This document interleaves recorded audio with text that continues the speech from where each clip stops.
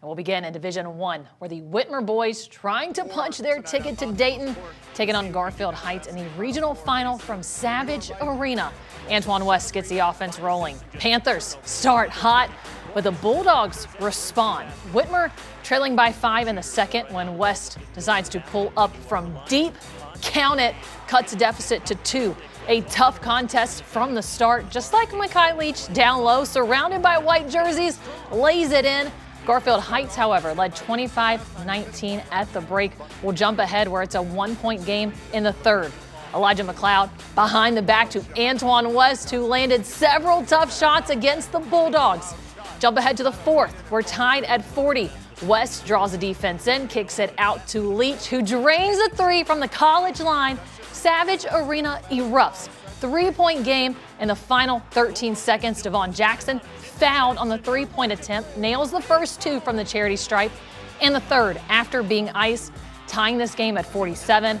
Let's listen into the call from the final seconds of this game from Savage Arena. Young again will make the inbounds pass, and DeAndre Jones at 6'9" guards the ball. It's Antoine! Short! The follow! No! Oh! Does it count? I think he got that shot off. 2 tip-back attempts by Whitmer, and I think it's good! The shot was off before the shot clock light went off. Unbelievable! Napoleon Jemison beats the buzzer to send Whitmer to the state Final Four. Here's the team following that thrilling victory. If I wasn't out there, I don't know what would have happened, but I'm glad I got out there and helped the team win. He been doing the dirty work all season. It's only right that he get to finally get his shine, get his props for all the dirty work he's put in. I'm so grateful for him. Man, I don't even have the words to explain how proud I am of our guys, our coaching staff, our fans, our community. I mean, it just, our student section. It was just, what an epic night, right? You got to give a lot of credit to Sonny Johnson and Garfield. I mean, they've been so good for so many years. He does a great job with that program. Can you talk about a heck of a game, man? Not exactly how we drew it up, but we're going to take it. And, we drew up a play at the end of the game, and we got a good look, but it didn't go in. We kept fighting. We got the tip in, and we're going to the Final Four, man. Joining us from that exciting game, Mason Lowry and Darren Cohn. Well, cast your minds back to 2012. That was the last time a Whitmer basketball team got to state. If you remember, that team was led by football standouts, guys like Chris Wormley and Storm Norton, Nigel Hayes, of course. So it's fitting, I think, that this year it's a current football star, Napoleon Jemison, that sends them back there.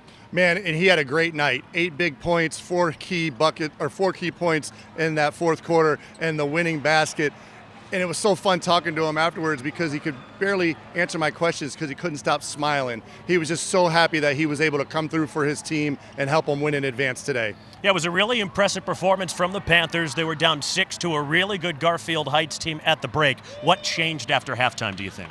I think they just had a really gritty performance. They got some scoring output from other guys other than Antoine West. They continued to be defensively tough. They changed their defenses a lot, and I think Garfield Heights got away from their offensive game plan, started playing a little bit of one-on-one exclusively, and they really struggled to shoot from deep here in Savage Arena today. Yeah, that's a Garfield Heights team that has a sophomore finalist for Mr. Basketball, and the coach's son, Marcus Johnson, today.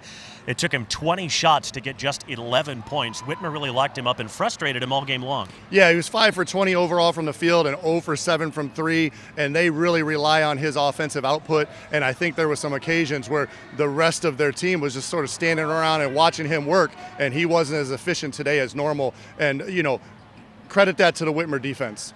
It's so interesting watching this Whitmer team all season long. When we've talked about them, we've remarked about how they've done it with flair and raw speed. Throttle open all the time offensively, a team that got over the 90-point mark a few times this season.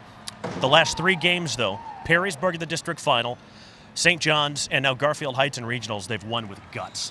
Yeah, and I think you can attribute that to a lot of things. 1, the continued maturation of the leadership of Antoine West. 2, the growth and maturity of Makai Leach, making much better decisions and leading his team, making plays for other. And then ultimately, at the end of the day, that they committed and bought into playing defense. The rotations, the help side, the loose balls, the offensive rebounding. Came up with some key offensive rebounds when the Panthers needed them most. And ultimately probably embodying the character and the culture that their coach brings to the table, because that's exactly who Anthony Stacey was. Could score with flair, but ultimately was a man of heart, passion, and guts. The last time Whitmer got to state, we mentioned it, 2012. It came at the expense of Anthony Stacey, was the head coach of Medina at the time. This time, he's on the winning end for the Panthers. Napoleon Jemison, an answered prayer at the buzzer. Whitmer's moving on to the Final Four. Back to you.